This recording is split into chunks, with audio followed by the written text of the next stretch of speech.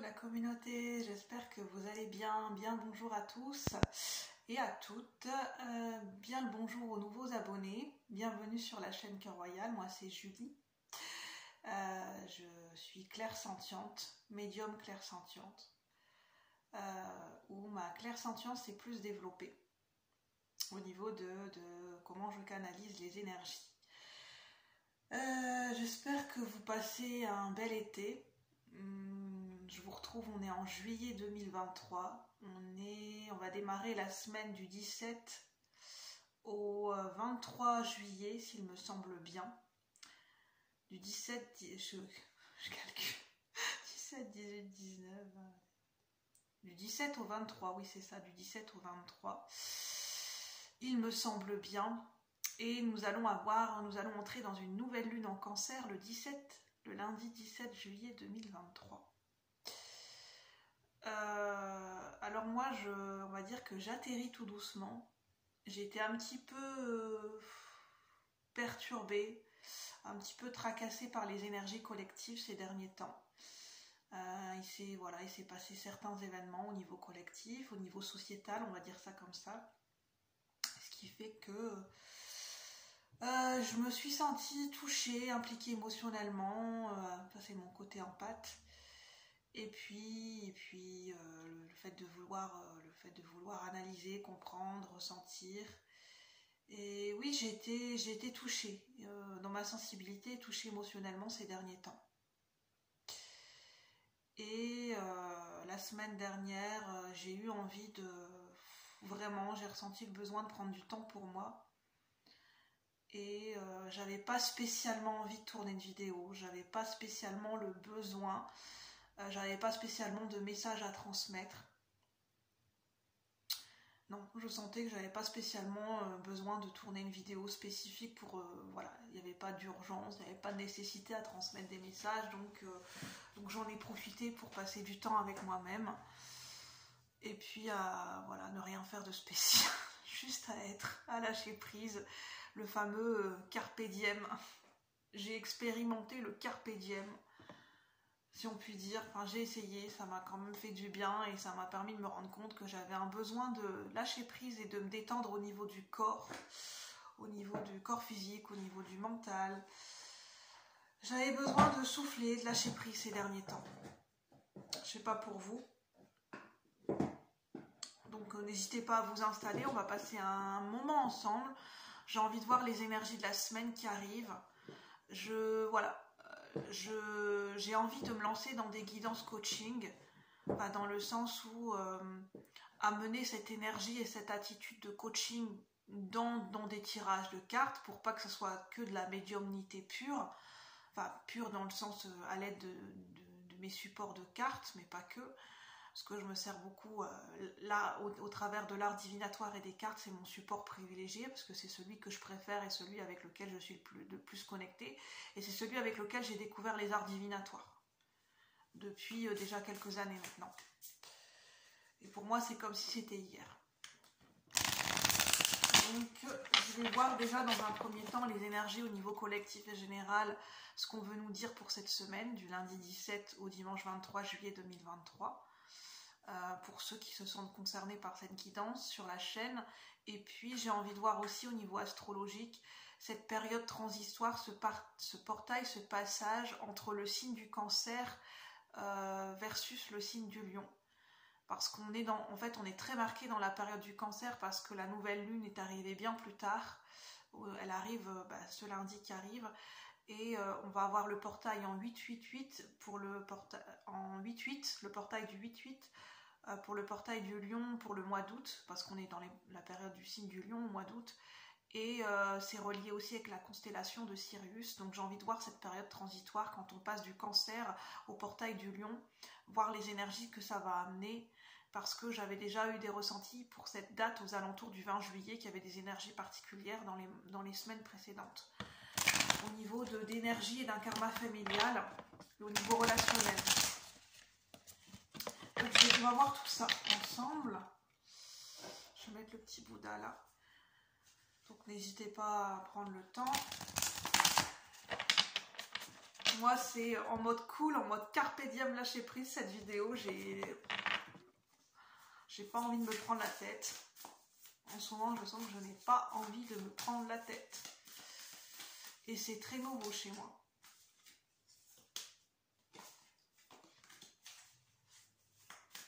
Je ne sais pas pourquoi j'entends la chanson d'un film que je connais, un film hindou.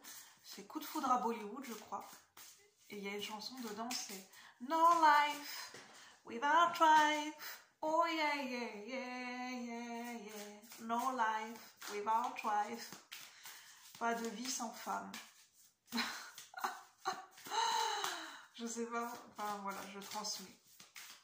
Alors avec le tarot le Alice Deck tarot, on va voir un petit peu ce que ça nous dit. Quelles sont les énergies pour cette semaine qui arrive? Je pense que je ne vais pas prendre d'autres oracles, je sais pas. On va voir, je vais me laisser guider. Alors, prenez avec votre intuition, c'est général, hein, prenez ce qui vous parle uniquement. Ça sera la tendance générale au niveau collectif et général pour cette semaine qui arrive. S'il vous plaît. Pour cette semaine du lundi 17 juillet au dimanche 23 juillet 2023. C'est cette ambiance, nos prises de tête. Alors, bah je sens que ça veut parler, mais peut-être le temps que je me mette en place quand même. Alors, pour cette semaine du lundi 17 juillet. Oh, mais quand même. Pour cette semaine du lundi 17 juillet au dimanche 23 juillet, quelles sont les énergies d'un point de vue collectif et global pour les cœurs royaux, pour ceux qui rentrent en résonance avec cette guidance? Les énergies d'un point de vue collectif et global, qu'est-ce qu'on peut nous dire? Qu'est-ce qui va se passer? Les prévisions, la tendance générale pour les abonnés cœurs royaux. Alors, on a déjà une carte.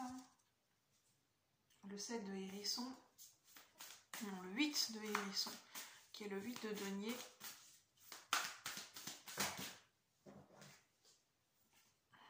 Trop de cartes. Les énergies collectives et globales pour cette semaine du lundi 17 juillet au dimanche 23 juillet 2023. Il suffit de demander, là j'ai 2 cartes. Alors, 8 de hérisson, 9 de tasse à thé. Bon, je vais mettre un petit peu le Bouddha de côté. Désolée parce que ça me gêne un petit peu. On a le 9 de tasse à thé et le cavalier de tasse à thé. Alors les tasses à thé, ça représente les coupes. Je vais vous montrer au fur et à mesure. Et je vais vous dire ce qui me vient avec mes ressentis. Et vous verrez comment ça vous parle au niveau personnalisé quand vous revenez à vous. Le 8 de hérisson. Le 9 de tasse à thé. Le cavalier de tasse à thé. Donc on a beaucoup l'énergie des coupes, on a beaucoup l'énergie des ressentis. C'est pas tant des émotions, enfin les ressentis sont liés à nos émotions, mais c'est les ressentis subtils, voilà. Là on est dans les énergies de se laisser guider par nos ressentis les plus subtils. Au niveau corporel, au niveau physique, au niveau des sensations de notre corps et au niveau de ce qu'on capte au niveau de nos émotions, au niveau intuitif, tout ce qui est subtil. Le cavalier de tasse à thé.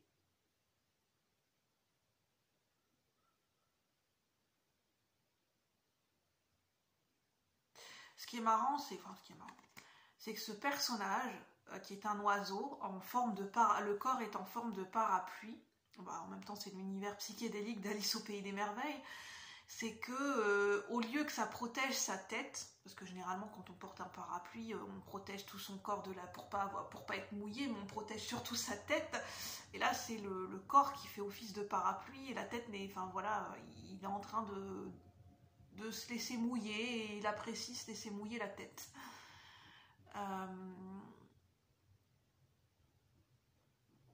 Moi j'entends, c'est on n'a plus peur de ses émotions. Et on n'a plus peur des émotions qu'on peut ressentir par rapport à d'autres personnes. Enfin, le côté, pour ceux qui... Il y a quand même un côté empathe qui ressort pour cette semaine, un côté le fait d'être en interreliance, en interconnexion avec le fait de ressentir les émotions des autres. Parce qu'on est on va arriver dans la période du cancer. Le cancer est un signe qui peut être très empathique, qui peut ressentir ses émotions et ressentir les émotions des autres. Et notre sensibilité sera très perspicace et très ciblée par rapport aux émotions, par rapport à nos émotions et celles des autres. Et au niveau collectif et général, qu'on ait ce côté développé, ce côté empathe ou pas en nous, ce côté hypersensible ou pas, au niveau collectif et général, on aura cette possibilité, en tout cas ça sera présent dans les énergies, de pouvoir capter nos émotions et capter les émotions ambiantes, capter l'ambiance générale au niveau de nos ressentis, de notre intuition, au niveau des émotions, et on pourra même les capter au niveau de notre corps physique. Notre corps physique sera très perméable à l'environnement. Alors, on sera perméable à l'environnement, ça veut dire que le moindre changement dans l'environnement, au niveau du temps, au niveau de l'ambiance générale, au niveau des comportements, des émotions des gens, au niveau des énergies d'un lieu, on sera très, très poreux par rapport à ça, très perméable.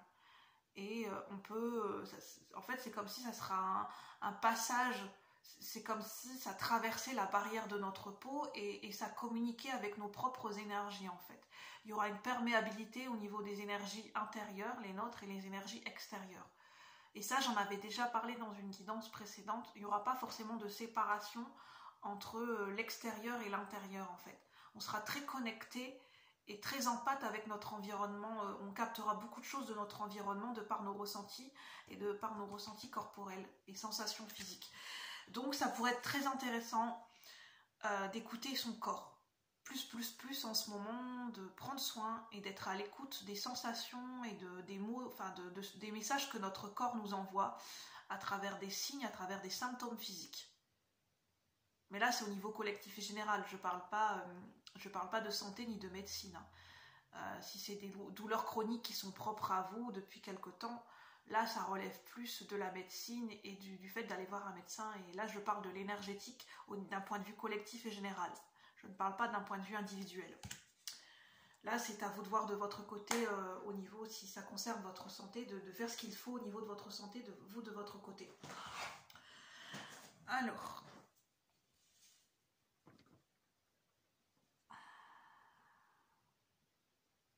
ça sera bien, avec le 9 de tasse à thé, ça sera bien nourri, bien équilibré au niveau des émotions.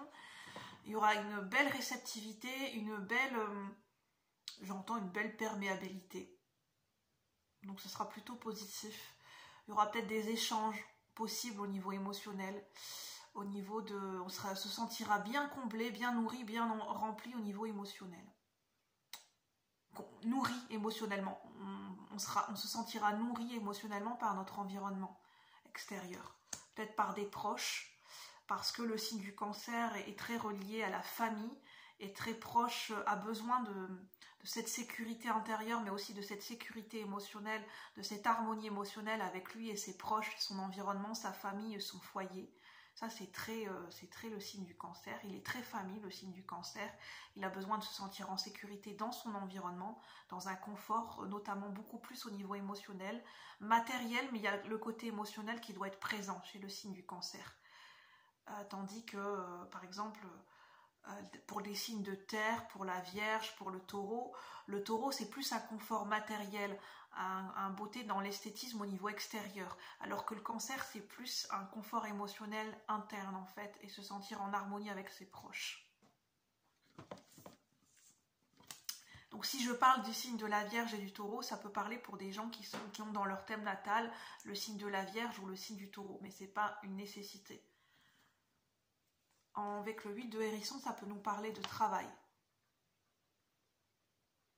De travailler la notion de confort émotionnel, de cibler, de faire un point de focus de se sentir confortable émotionnellement à l'intérieur de nous-mêmes et que notre environnement puisse favoriser ce confort émotionnel. Il y a vraiment le confort émotionnel qui ressort là, avec le roi de fleurs. C'est beaucoup dans les émotions, le fait de se sentir en sécurité, mais c'est très marqué par cette nouvelle lune en cancer, donc, qui arrive lundi et qui va se répercuter quand même sur quelques jours. Là, on n'a pas de domaine ciblé, si ce n'est le confort émotionnel. Dans quelle sphère de votre vie vous vous sentez le plus en harmonie, le plus en confort émotionnel, le plus en accord? Quel est le domaine de votre vie en ce moment qui vient nourrir vos émotions? Est-ce que vous vous sentez nourri émotionnellement de par des proches, de par votre famille, du temps que vous passez avec eux, la qualité de vos relations familiales? Est-ce que c'est plutôt des relations amicales? Est-ce que ce confort émotionnel, vous le trouvez dans un travail, dans une passion? Ou est-ce que c'est lié avec le temps que vous passez avec vous-même? Ça, c'est à cibler dans quel domaine vous pouvez le situer. Et dans quel domaine vous pouvez faire des réajustements. Alors, au niveau collectif et général, qu'est-ce qu'on peut nous dire pour cette semaine qui s'en vient, du lundi 17? On a encore un hérisson, et le hérisson, ça me parlait. Donc, pour certaines personnes, peut-être que l'animal totem, l'animal, l'esprit animal du hérisson peut parler. Alors, le hérisson, ça parle de protection. C'est vraiment ça qui me vient. Le hérisson, il se met en boule pour se protéger, en fait. Le hérisson, ça peut être un animal craintif, que quand il y a une personne qui va l'approcher, il va se mettre peut-être en mode défensive, en mode plutôt protection, qui va se recroqueviller sur lui-même, en boule, en mode protection. Il y a le fait de vouloir se protéger, se mettre en mode protection. Oui, en mode protection.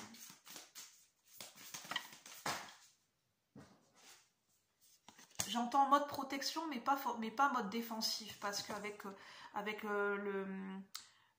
cet oiseau qui ne se protège pas, ça ne le dérange pas d'être mouillé au niveau de sa tête, c'est qu'on n'aura pas peur des émotions, on n'aura pas peur des émotions provoquées, des émotions générées, des émotions ressenties par les autres. On n'en aura pas peur, en fait. Non, on n'aura pas peur. Ou on n'en aura plus peur. On sera plutôt ouvert d'un point de vue émotionnel parce qu'on aura peut-être développé un confort et une sécurité intérieure. Et on sera en mode protection, pour certaines personnes, si ça vous parle, plutôt qu'en mode défensif. On va plus jouer la carte de la protection que plutôt la carte de la défensive pour cette période. Je sens qu'il y a, pour certaines personnes, il y a eu un travail de fait au niveau émotionnel et au niveau d'une sécurité intérieure. Alors, au niveau collectif et général, qu'est-ce qu'on veut nous dire? Et c'est le bon moment pour travailler sa sécurité émotionnelle avec la période du signe du Cancer. Alors, on a le cavalier de hérisson, qui est le cavalier de denier. On a quelqu'un qui est tranquille, qui prend son baluchon. On a un genre de lézard qui est avec une longue queue. Ça me parle de ressources avec sa longue queue. Ça me parle qu'on a les ressources, qu'on se sent à l'aise, tranquille, en confiance. On sait qu'on a les ressources, que la vie nous apporte ce dont on a besoin, qu'on a nos propres ressources, qu'on a des ressources, qu'on a ce qu'il faut. Et avec la longue queue, ça me parle de longévité, de fertilité. Voilà, la longue queue du lézard. Et ça me fait penser à ces lézards quand on leur coupe la queue. Enfin, je sais plus, il y a des lézards où leur queue repousse. Je sais plus ce que c'est comme lézard. Je sais pas si c'est les salamandres, où il y a des lézards où il y a la possibilité que leur queue repousse. Donc il y a une idée de renaissance, de fertilité, de longévité, de pérennité avec le cavalier de hérisson. Et de lâcher prise et de confiance. Par rapport à un travail. Par rapport à le fait de se mettre en protection. On a la mort. Oui, ça me parlait de la mort avec le fait, la queue qui est coupée, ça parle de mort et de renaissance. Du cycle naturel de fait de couper ou de mettre fin à quelque chose, et qu'il y a le cycle de la renaissance qui s'ensuit en fait. Et d'où l'énergie de confiance. Les cycles de la vie. Mort, vie, renaissance. Enfin, mort, vie, quoi. Le cycle, enfin la renaissance. Le savoir qui est apporté au travers de le savoir des cycles de la vie. Le savoir, les connaissances autour de l'appréhension des cycles de la vie avec la mort. Parce que là, c'est le personnage comment il s'appelle dans les souples, mais obsolène. C'est la chenille qui se transforme en papillon, c'est ce personnage d'Alice qui a beaucoup de connaissances et qui parle beaucoup et qui, on a l'impression qu'il y a un grand sage, qui philosophe, qui sort beaucoup de phrases en fait, qui sort des phrases un peu à la mode philosophe. On a l'impératrice, la reine de cœur. L'impératrice, la reine de cœur qui gère son royaume d'une main de fer. Là, ça parle quand même, avec cette impératrice, ça parle quand même d'autorité, hein, de poigne et de ferme. La reine de cœur dans Alice au Pays des Merveilles, c'est pas l'impératrice qu'on connaît généralement avec beaucoup d'instinct maternel, de tendresse, le fait d'être souple, d'enrober les choses. Là, avec la reine de cœur d'Alice au Pays des Merveilles, c'est plutôt la fermeté, la poigne, l'autorité, celle qui a envie de couper des têtes à tout va. Ça parle de couper, de trancher avec cette impératrice-là. Couper, trancher.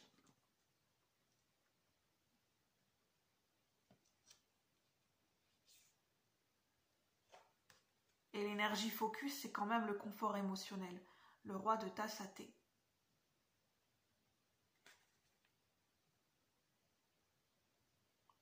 Là, c'est la porte dans Alice au Pays des Merveilles, la serrure de la porte, une serrure qui parle. Une serrure qui parle,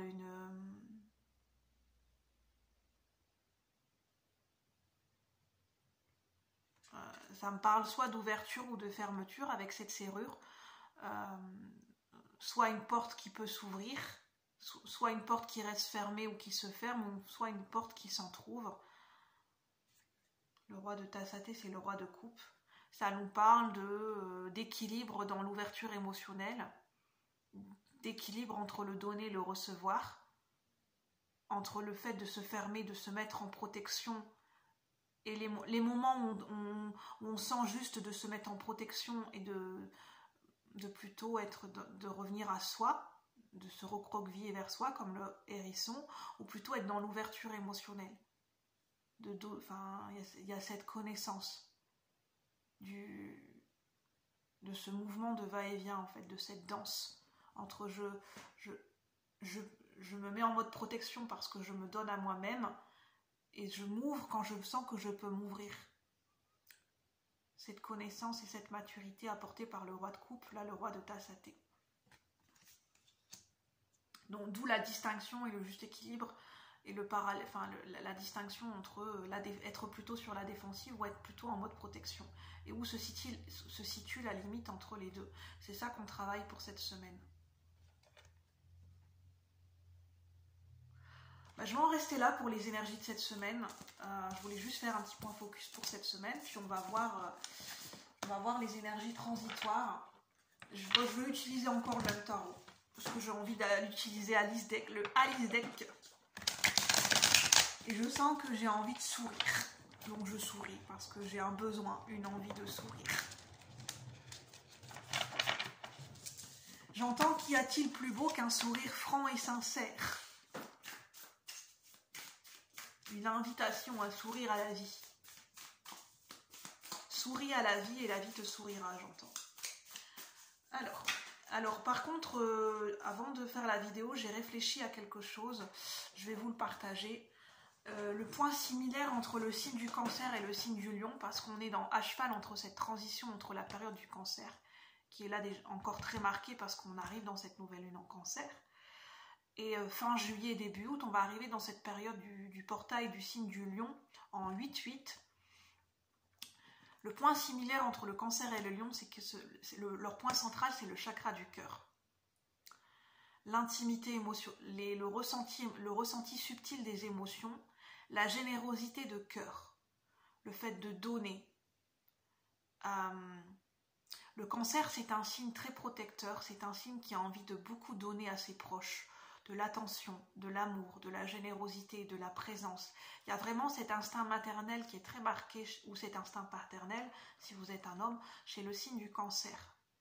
Mais c'est aussi un signe qui a besoin de préserver son intimité et se sentir en sécurité émotionnelle. Ça, c'est le signe du cancer, qui peut être aussi hypersensible à certaines périodes. Ce que je vous décris, je connais parce que j'ai ma lune en cancer, donc je connais un petit peu le signe du cancer et je connais des personnes qui sont du signe du cancer.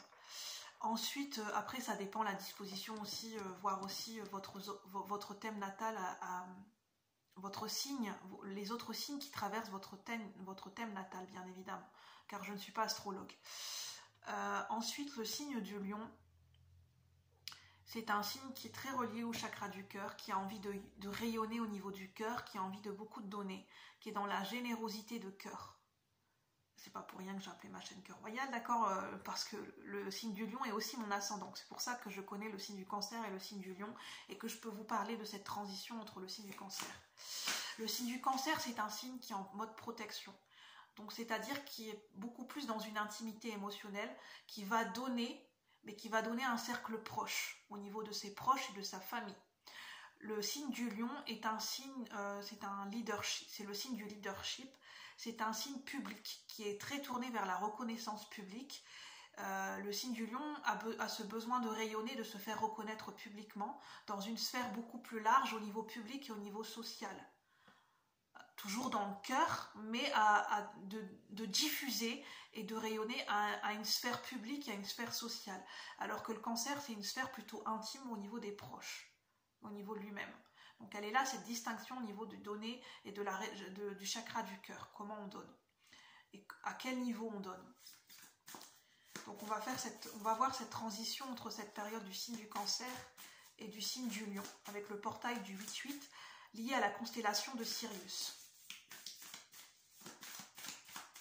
Donc n'hésitez pas à compléter les informations avec des chaînes, allez voir des astrologues pour avoir plus d'informations complémentaires au niveau de l'astrologie et des mouvements des planètes pour cette période.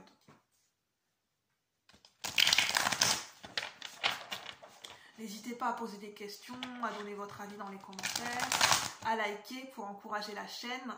Un petit pouce en l'air, ça coûte, c'est gratuit et moi ça me fait plaisir. Ça permet de remercier pour ce que je vous offre sur la chaîne et pour continuer à faire grandir la chaîne. Et merci par avance pour vos likes et vos commentaires et vos retours. Je lis vos commentaires et je vous remercie d'avoir pris le temps de m'écrire. Alors,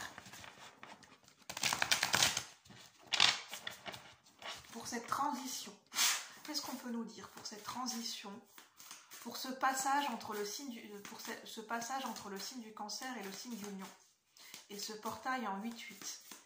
Qu'est-ce qu'on peut me dire pour ce passage, cette période transitoire entre la période du cancer et la période du lion, au niveau collectif et général, pour ceux qui rentrent en résonance avec cette guidance, d'un point de vue collectif et global?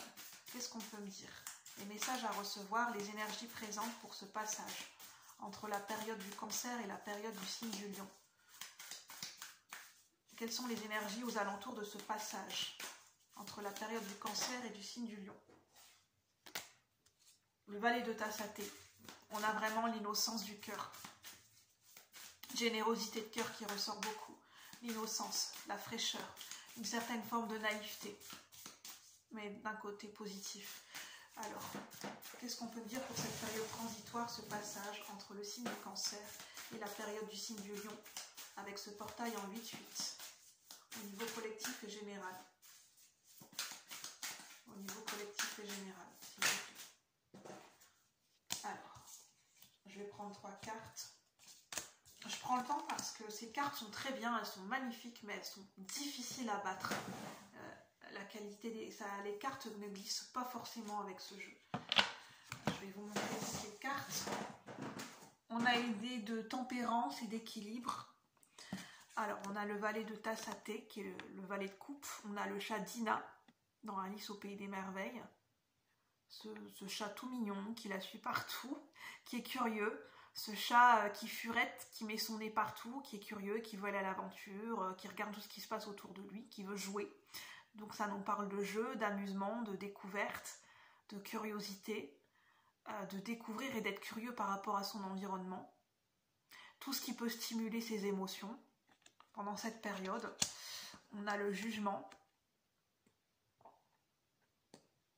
Ça me parle du jugement du cœur. Parce que y a le symbole du signe du cœur sur ce lapin. Ça nous parle d'annonce du cœur. Une annonce, ça nous parle de choses, d'une annonce, de déclaration pendant cette période qui seront dits qui seront exprimés, verbalisés et pensés avec le cœur. Donc ça nous parle de parler avec ses sentiments, d'exprimer des sentiments. Pendant cette période, les énergies vont nous permettre d'exprimer plus facilement, de déclarer plus facilement des sentiments au niveau amoureux, au niveau amical, au niveau familial, de laisser parler son cœur, mais ça parle de déclaration officielle quand même avec le jugement. Ça parle d'annonce et de verdict officiel.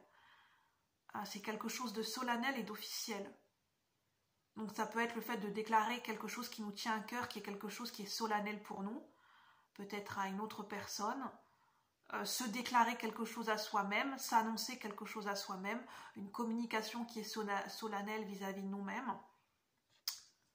Ça nous parle d'une annonce. Mais il y a une annonce qui va être faite pendant cette période. Ça peut parler au niveau sociétal et des énergies collectives. Il y a une annonce, un verdict qui va être fait pendant cette période. Entre la période transitoire, ce passage entre la période du Cancer au signe du Lion. Donc c'est entre, on va dire, mi-juillet, parce que la nouvelle lune en Cancer arrive le 17 juillet, donc entre mi-juillet et fin juillet, jusque début août, où on va entrer dans ce portail du 8-8 dans le signe du Lion. Il y a une ouverture qui est en train de se faire. Ce qu'on parle aussi, c'est qu'il y a une ouverture au niveau du chakra du cœur. Le roi de hérisson. On a le pêcheur là avec... ça me parle de le film Forrest Gump. Forrest Gump, je ne sais plus comment dire. Avec Tom Hanks, où il reprend il reprend le projet de son ami qui est décédé à la guerre, d'être sur un bateau qui pêche des crevettes, un crevetier, je ne sais plus comment on dit. Et il y a le restaurant où quand j'ai été aux États-Unis, j'ai vu ce restaurant de Forrest Gump où le film a été tourné. Et ça me parle de ce film en fait. Où dans ce film, il fait preuve de générosité de cœur parce qu'il reprend un projet, être sur un bateau de crevettes et pêcher la crevette, alors que ce n'était pas son projet à la place. C'était le projet de cœur de son ami. Il reprend le projet de cœur de son ami qui est décédé. Le roi de hérisson, c'est le roi de denier, ça nous parle de générosité de cœur. Ça nous parle de fiabilité, d'être généreux. D'être dans l'aide, dans la générosité, dans le fait d'apporter son soutien, ses ressources, parce que le roi de denier, il a beaucoup de maturité, beaucoup de soutien, beaucoup de ressources, parce qu'il a construit sa propre vie et sa propre stabilité. Étape par étape, il a construit sa stabilité matérielle, financière et pas que, et au niveau familial, et c'est quelque chose après qu'il peut partager, qu'il peut soutenir, de par ses propres ressources qu'il a établies, il peut soutenir d'autres personnes. Donc ça nous parle d'une aide, peut-être d'un soutien d'une autre personne, d'une administration, d'une institution. Ça parle de l'aide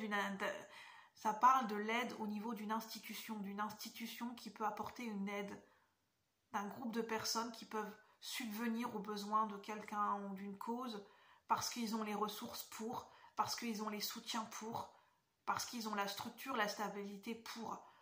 Mais ça parle d'altruisme fait dans cette volonté, cette direction d'altruisme et de générosité de cœur, et de fiabilité et de confiance. Il y a cette confiance et cette honnêteté avec le roi. Il y a un échange de bons procédés, j'entends. Il y a une aide, un soutien, un échange. Il y a un échange entre une structure et une autre structure, entre une structure et une personne, et vice-versa, il y a des échanges en fait. Et il y a une annonce qui va être faite. Il y a peut-être quelqu'un qui va faire preuve de générosité de cœur au niveau collectif et général. Moi, ça me parle d'associations. Peut-être qu'il y a des associations qui vont aider. Oui. Pendant cette période, je ressens le mouvement. Il y a des associations qui vont aider, qui vont prêter main forte. Oui. Et vice-versa. Il y a des associations qui vont aussi être aidées en retour. Ça me parle beaucoup d'associatif et d'humanitaire.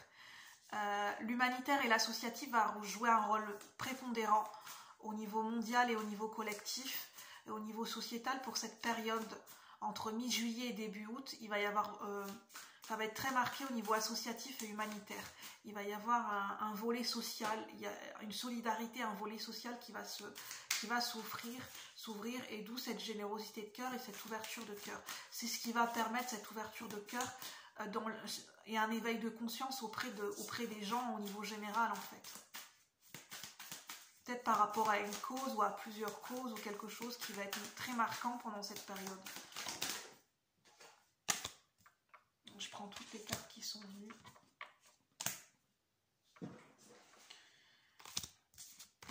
Alors, on a le 6 de tasse à thé, où il y a vraiment des échanges et un équilibre qui va se faire. On a le 7 de hérisson, il y a une annonce qui va être faite par rapport à quelque chose, il y a un sentiment d'impatience et de frustration qui va être stoppé, qui va être arrêté parce qu'il y aura une annonce. L'as de hérisson, il y a un nouveau départ. Oui, il y a un nouveau départ. Au niveau collectif et général, il y a un nouveau cycle, un nouveau départ. Le 10 de tasse à thé. Repartir sur des nouvelles bases, des échanges et repartir sur des nouvelles bases. D'un point de vue émotionnel.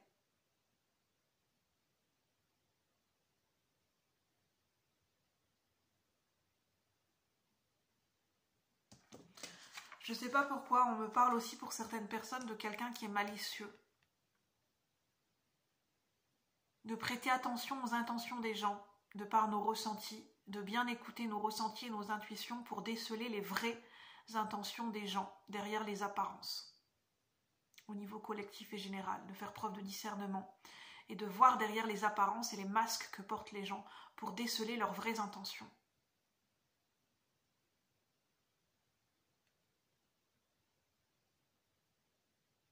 Parce que c'est comme si ce bonhomme aussi, il y a une double interprétation avec cette carte. En fait, il cache quelque chose, il cache cette maison, il se met en premier plan, mais derrière, il y a cette maison, en fait. C'est comme s'il y avait quelque chose à voir derrière. Privilégier l'harmonie au niveau émotionnel, l'épanouissement au niveau émotionnel. Comment on se sent vis-à-vis d'une situation, d'une personne, comment on se sent émotionnellement, comment on se sent dans notre corps, dans nos émotions, dans nos ressentis, comment on se sent de manière générale au contact d'une situation. Ensuite, on a donc se baser beaucoup sur nos ressentis pendant cette période, émotionnelle notamment, et physique. Le 3 de hérisson, ça nous parle de co-création, ça nous parle de, j'allais dire constructivité, mais je pense que ça se dit pas ce mot, donc de structure constructive. Ça nous parle de structure avec le 3 de denier.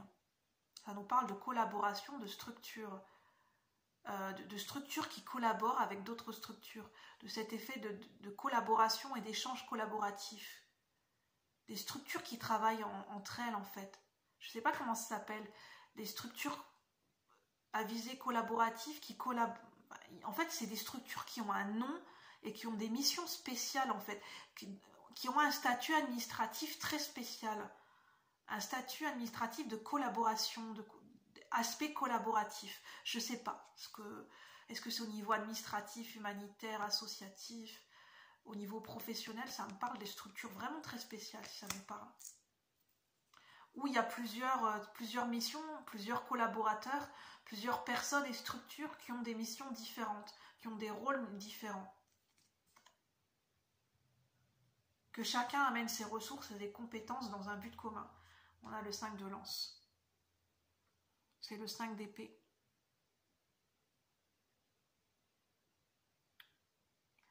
Il y a l'idée de protection. Il y a l'idée de porter un symbole, honorer quelque chose. Ça parle de porter un symbole comme un blason. Ça me parle de blason avec ce 5 de lance. Comme un chevalier qui combat une cause. Et sur son, je sais pas, sur son bouclier, il y a un blason, il défend telle cause ou telle famille qui est représentée par tel blason. À l'époque, par exemple, du Moyen-Âge, ça me parle des joutes au Moyen-Âge. Ça me parle d'honneur, de défendre quelque chose. Ça peut parler d'associatif, d'humanitaire, de défendre une cause, oui.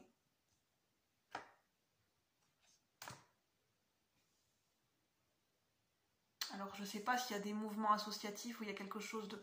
S'il y a des sommets au niveau mondiaux qui sont prévus pour cette période, des sommets au niveau de l'écologie, au niveau associatif, qui fait que ça serait très marqué au niveau humanitaire et associatif, c'est très possible.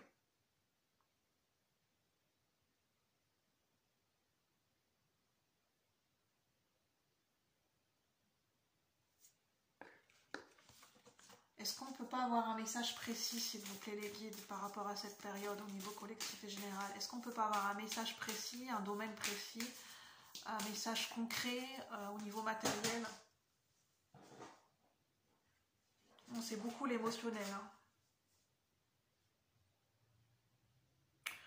Non, au niveau individuel, au niveau d'un domaine précis, c'est de faire attention aux intentions des gens, de bien prendre le temps de connaître et de déceler les vraies intentions des gens. Prendre le temps de connaître ses propres intentions, ses propres désirs et quelles sont nos véritables intentions. Dans une histoire peut-être. Pour ne pas que les choses soient biaisées. Est-ce qu'on veut nous dire autre chose? Un domaine précis, un message précis pour ceux qui regardent la vidéo à cet instant? Ça nous parle de duplicité, de dualité, de duplicité, de double jeu. En amour peut-être. Je pense qu'il va falloir être vigilant par rapport à nos intentions en amour, par rapport à nos intentions à nous, dans des relations amoureuses, affectives et amicales, et faire attention, ou prêter attention aux intentions de l'autre qui est en face de nous. C'est pas d'un point de vue malhonnête, hein, c'est pas que la personne est malhonnête, c'est que c'est bien de connaître nos intentions dans la relation et qu'on connaisse les vraies intentions, enfin les intentions de cette personne pour savoir où on met les pieds, dans quelle direction ça va, enfin voilà, où on en est quoi, où on en est et où est-ce qu'on se dirige et est-ce qu'on veut les mêmes choses. Parce que des fois, on peut se leurrer sur les intentions de quelqu'un en pensant que telle personne désire aller dans telle direction ou à telle émotion ou à telle intention. Puis en fait, c'est pas ce que cette personne, elle souhaite. Puis peut-être qu'elle l'a pas formulé de façon très claire. Donc ça parle de communication claire, en vérité, d'ouverture de cœur et de sentiments sincères. Je vais en rester là pour cette vidéo. Prenez uniquement ce qui résonne, c'est général. Je ne sais pas quand est-ce que je vais vous retrouver pour les prochaines vidéos, quand je le sentirai. Moi, je vous souhaite un bon déroulé pour ce mois de juillet 2023 et je vous dis à bientôt. Bye bye la communauté, merci.